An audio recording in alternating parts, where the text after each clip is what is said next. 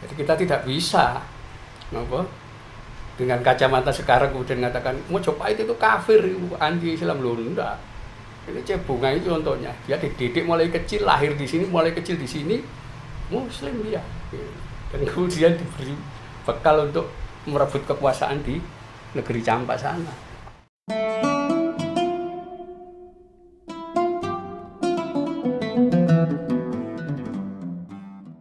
Nah itulah kemudian kira-kira 7 tahun lah setelah kedatangan Cheng Ho yang terakhir, itu baru ada rombongan dari negeri Campak yang datang ke sini. Ya, itu yang belakangan kita kenal dengan Sunan Ampel dan Sunan Gresik. Yang nanti bentuk Wali Songo. Iya, bentuk Wali Songo itu datang ke sini, Campak. Nah, itu awal-awal apa, penyebaran Islam yang saya kira dengan tempo sangat cepat itu mengubah ini apa, peta penduduk Nusantara. Dari yang sebelumnya bukan Islam, tiba-tiba mayoritas. Itu baru kita temukan catatan-catatan itu setelah masa Wali Songo.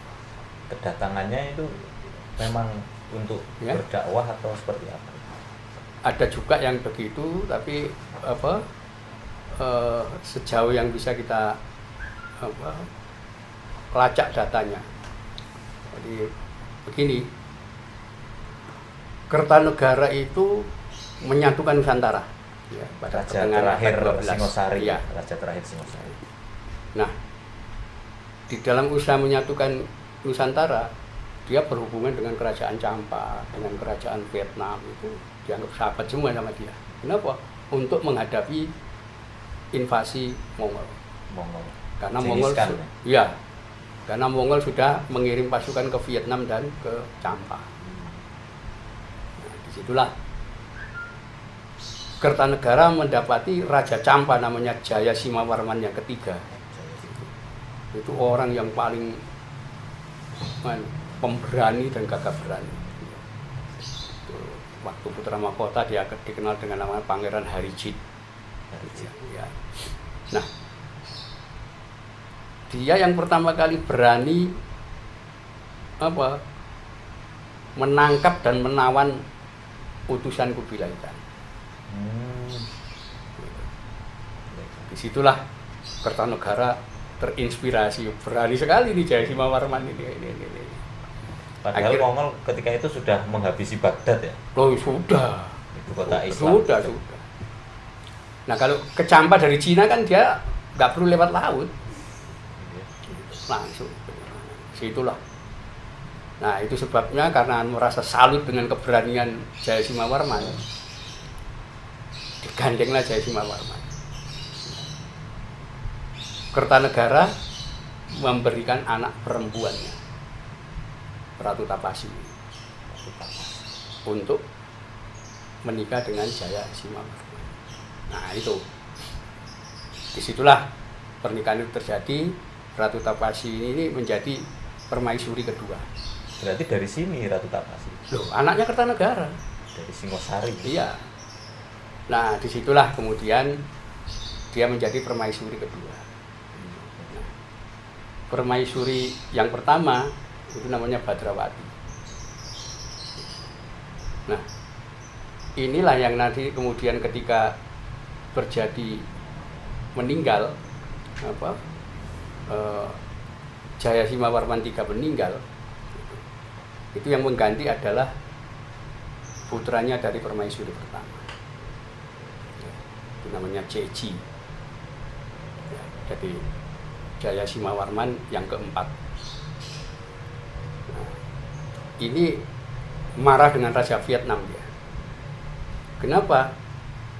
Karena permaisuri ketiga Jaya Simawarman ini adalah putri Vietnam. Nah, di sana ada tradisi di Campak itu sama dengan di Jawa. Kalau seorang suami meninggal, maka istri-istrinya akan ikut upacara sati atau upacara Belapati. Belapati. Gitu. Dia ikut dibakar bersama suaminya. Nah, ketika permaisuri pertama dan permaisuri kedua mengikuti upacara itu, permaisuri ketiga apa? Dilarikan oleh jenderal Vietnam. Wah, itu dianggap memalukan bagi kerajaan Campa. Gimana ini? Nah, itulah akhirnya Jayasima Warman keempat ini yang merasa dipermalukan itu, dia berusaha mau menyerang Vietnam, mengambil 2 provinsi yang selama ini dijadikan mahar untuk perkawinan Jayasima Warman ketiga dengan putri Vietnam. Ternyata dia kalah, tangkap, kemudian ditawan di Vietnam sampai meninggal di sana. Itu sebabnya penggantinya itu adalah putranya Ratu Tapasi, permaisuri kedua, artinya cucunya Kertanegara. Ya, itu ada 2, Jaya Ananda dan Jaya Nanggala, yang diangkat menjadi Jaya Nanggala. Nah, ini nanti keturunan Kertanegara menjadi raja di Campa. Nanti sampai terjadi ketika Vietnam itu mau menguasai Campa lagi, ya.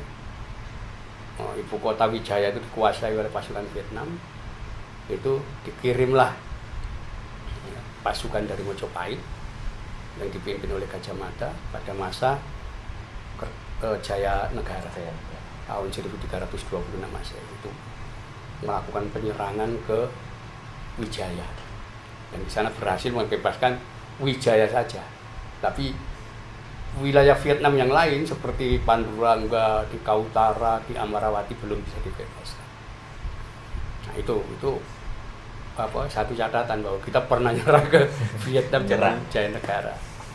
Nah, nanti pada masa Hayam Wuruk, ya, itu anak daripada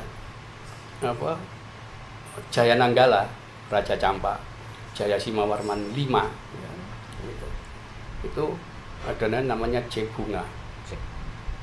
Dia lahir di Jawa dan kemudian tumbuh di Jawa. Nah, karena ibunya ini Muslim, maka dia juga Muslim. Ya, tapi semua catatan itu menyebut orang ini namanya Jebunga. Gitu. Nah, inilah yang kemudian ketika dia membawa pasukan dari Mojopahit ke Campa dan kemudian merebut wilayah-wilayah Campa yang lain. Jadi mulai dari Wijaya dia merebut Amarawati, Kautara, Panduranga, itu direbut semua sama dia. Dia dianggap raja besar. Di sana disebut bergelar Pobinoswar. Itu. Tapi juga dia dikenal dengan nama Raja Jainal Abidin. Dari nama kita tahu ini ya. Nah, itulah. Nah, kemudian tapi beliau ketika dalam pertempuran, ya, itu beliau gugur dalam pertempuran tahun 1390-an. Nah, itulah kenapa keturunan dia itu banyak. Nah, itu. Salah satunya Sunan Ampel. Nah, di Sunan Ampel itu masih punya darah dari Kertanegara, karena itu ketika beliau datang tahun 1440-an ke sini dengan membawa beberapa bukti, itu diakui sama Mojopahit. Dia memang keluarga kerajaan Singosari, turunan Singosari, turunan Mojopahit, turunan Raja Jebunga atau Jainal Abidin. Nah, itu. Jadi kita tidak bisa dengan kacamata sekarang kemudian mengatakan Mojopahit itu kafir, anti Islam. Loh, enggak. Ini Jebunga itu contohnya. Dia dididik mulai kecil, lahir di sini, mulai kecil di sini, Muslim dia. Dan kemudian diberi bekal untuk merebut kekuasaan di negeri Campa sana. Gitu. Fakta seperti itu. Ya, itulah mulai kita bisa tahu, oh ternyata ini. ada hubungan-hubungan begitu. Itulah nanti setelah Sunan Ampel datang di Jawa tahun 1440-an itu terjadilah penyerangan dari Vietnam tahun 1446. Wah itu Vietnam dihancurkan kan waktu itu. Nah, itulah yang kemudian sebagian lari ke selatan. Itu nanti juga dicatat di Sulalatu Salatin, sejarah Melayu. Bagaimana orang-orang dari Champa itu lari meminta perlindungan ke Malaka. Nah, itu memang di situ. Jadi kelompok Sunan Ampel sudah lebih dulu ke sini sebelum diserang Vietnam. Itu nanti 1471 itu juga sudah penyerangan terakhir dari Vietnam menghabisi kerajaan Champa. Gitu. Tapi di sini Sunan Ampel dan keturunan dan murid-muridnya sudah dikenal dengan sebutan Wali Songo itu. Itulah yang kemudian awal abad 15 tahun 1500-an Jawa sudah diketahui Muslim. Adipati-adipati di seluruh Pantura itu diketahui orang-orang Portugis Muslim semua. Sekitar 1513 itu Tommy Pires yang datang di sini itu mencatat semua adipati-adipati di sepanjang pantai utara Jawa itu Muslim. Artinya kalau Wali Songo itu didirikan tahun 1470-an ya kira-kira 45 tahun, 45 sampai 50 tahun lah. Itu seluruh Jawa ini Muslim. Kenapa bisa cepat sekali? Ya. Bisa cepat sekali. Pertama gini, Wali Songo itu kan keluarga kerajaan Mojopahit. Jadi jangan digambarkan ini lembaga dakwah, bukan.